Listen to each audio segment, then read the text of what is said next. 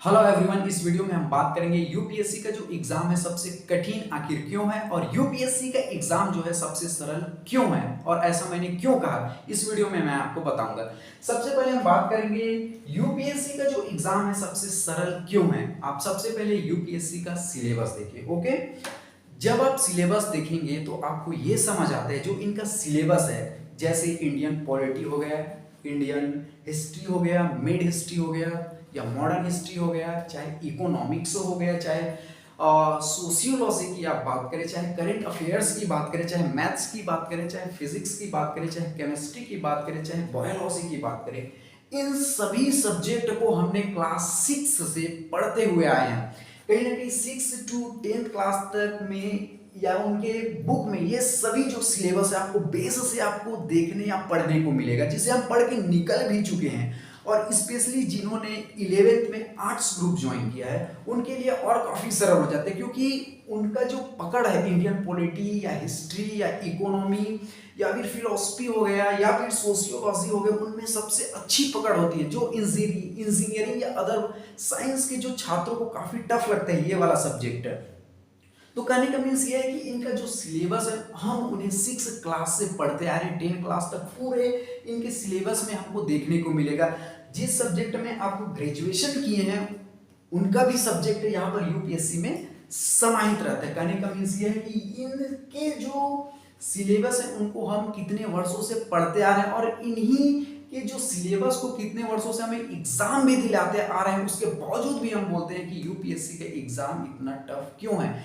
ये टफ इसलिए हो जाता है क्योंकि हमारी मेंटलिटी जो पावर है या मेंटलिटी जो हम स्ट्रांग नहीं है, हम दूसरों की बातों पर आ जाते हैं। कहने का मीन्स यह है कि अगर मान के चलो आप यूपीएससी की तैयारी कर रहे हैं या अगर मैं यूपीएससी की तैयारी कर रहा हूं, तो कुछ ऐसे व्यक्ति हैं समाज में या सोसाइटी में या आसपास में आपके जो ये कहेंगे कि आपसे यूपीएससी का एग्जाम नहीं हो पाएगा, इनको तैयारी करने के लिए विशेष विशेष अवतार लेना पड़ता है, ऐसे भी सुनने को मिलता है। या फिर उनके लिए ये भी सुनने को मिलता है उन लोगों से कि भगवान उनको अलग से विशेष बनाकर भेजते हैं इस दुनिया पे। तो कहने का मीन्स ये है कि वो लोग ऐसे ऐसे कमेंट पास करते हैं जिससे हमारी मेंटलिटी जो है, एबिलिटी है, वो जो है कहीं ना कहीं क्षति हो जाता है और हम उनसे भी ज्यादा मूर्ख होते हैं कि हम उनकी बातों को मान लेते हैं। कहने का मीन्स ये है कि वो व्यक्ति की हम बात मान लेते हैं जिन्होंने कभी स्कूल का तो मुख नहीं देखा, या तो उनको सिलेबस का पता भी नहीं है, या तो वो खुद आज किस स्तर पर है, अनसक्सेसफुल है। अगर वो अनसक्सेसफुल है व्यक्ति हमको बोल दिया तो हम मान भी लेते हैं और उनको तैयारी करना भी छोड़ देते हैं। इसलिए मैंने कहा कि उनसे बड़े मूर्ख हम हैं। अरे हमको पता होना चाहिए अपनी एबिलिटी क्या है, हमारी पोटेंशियल क्या है। ओके, हम क्या कर सकते हैं ये हमको अगर पता ही नहीं है तो हमको जीने का क्या अधिकार, हमारी पोटेंशियल हमारी क्षमता क्या, अगर ये हमको नहीं पता रहेगा तो किसको पता रहेगा। तो कहने का मीन्स ये है कि यूपीएससी का एग्जाम इसलिए सरल है कि इसे हम बचपन से पढ़ते हैं, इसलिए टफ हो जाता है कि कुछ लोग जो है हमारी मेंटलिटी जो प्रेशर देते हैं या हमारी माइंडसेट को क्षति करने का प्रयास करते हैं। इसलिए आप मेंटलिटी स्ट्रांग रहे, आप फिजिकली स्ट्रांग होना हो डजंट मैटर, लेकिन आपको इस फील्ड में अगर आते हैं या दुनिया के कोई भी काम करते हैं तो आपको मेंटलिटी स्ट्रांग होना बहुत जरूरी है। अगर मैं जिंदगी में इस छोटी सी उम्र में एक ऑब्जर्व किया, अगर सफलता पाना है तो मैंने हमेशा एक भिखारी से सीखा है। कहने का मीन्स ये है कि अगर आपको सफलता पाना है तो एक भिखारी से सीखो। आप जब देखेंगे भिखारी को, चाहे बस स्टॉप पर हो, चाहे ट्रेन पर हो या कहीं मेले पर हो, हाट पर हो, वो जो है सभी लोगों से पैसे मांगते रहता है।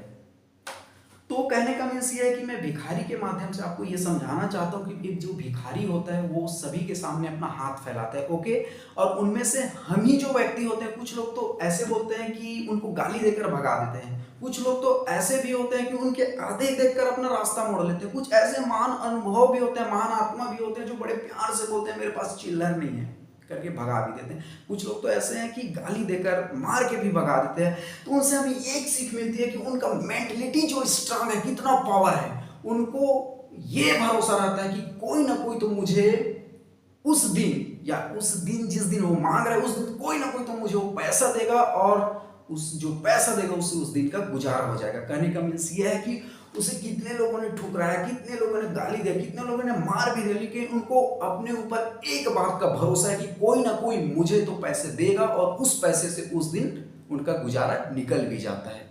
तो कहने का मीन्स ये है कि इतनी जो दीनदायी स्थिति में भी रहकर जो भिखारी है, इतनी मेंटलिटी स्ट्रांग रहता है और अपने जीवन का गुजारा भी कर लेता है। अरे उनसे हमें सीखना चाहिए।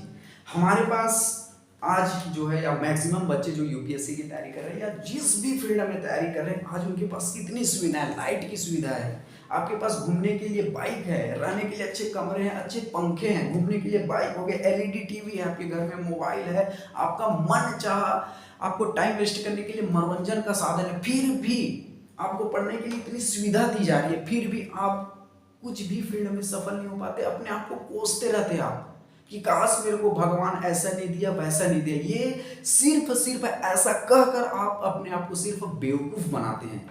पिछले जमाने में तो, या पिछले समय में भी तो हमारे बीच ऐसे ऐसे उदाहरण है जिनके पास तो पढ़ने के लिए लाइट नहीं था, खाने के लिए खाना भी नहीं था, पहनने के लिए कपड़े भी नहीं था, फिर भी वो लोग इतने महान, हमारे देश के महान देश के अगर बोला जाए तो सबसे हस्ती में से एक गिना जाता है। तो उनसे हमें सीखना चाहिए। उस जमाने को और आज की जमाने को अपने आप से कंपेयर कीजिए। हमारे पास सच चीज भी सुविधा है, उसके बाद भी आज हम कुछ नहीं कर पाते। अगर मैं एक बात और बता दूं, अगर हमारे पास से हमारी ग्रेजुएशन डिग्री को अगर हमसे अलग कर दिया जाए तो हम एक खाली डिब्बे के समान है। ओके, मेरा कहने का मीन्स ये है कि दूसरों को कोसने के बजाय आप अपने आप को कोसिए।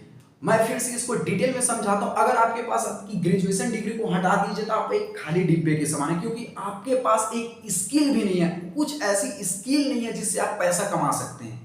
ओके, तो कहने का मीन्स ये है कि आपके पास हुनर होना चाहिए, आपके पास मेंटलिटी पावर एबिलिटी होनी चाहिए आपके पास सफलता पाने के लिए। और यही सफलता का सबसे बड़ा मूल मंत्र है, आप मेंटलिटी स्ट्रांग रहे। ओके, और दूसरी बात यह है कि सफलता को कोई शॉर्टकट तरीका नहीं होता।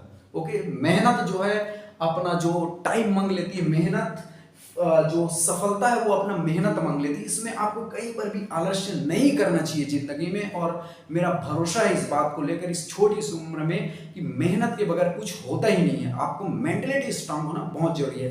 कहने का मीन्स ये है कि ये वीडियो आपके लिए काफी फायदेमंद हो सकती है। आप चाहो तो इसे एक पॉजिटिव एनर्जी के रूप में ले सकते हैं। बी द पॉजिटिव, आपको हमेशा पॉजिटिव रहना होगा और पॉजिटिव रहकर अपने काम में निरंतर आपको आगे बढ़ना होगा। और मेरा दावा है कि आप किसी भी क्षेत्र में आप असफल नहीं हो सकते। चलिए इस वीडियो से यहीं पर अलविदा लेते हैं, फिर मिलते हैं अगली वीडियो में। तब तक अपना ख्याल रखें।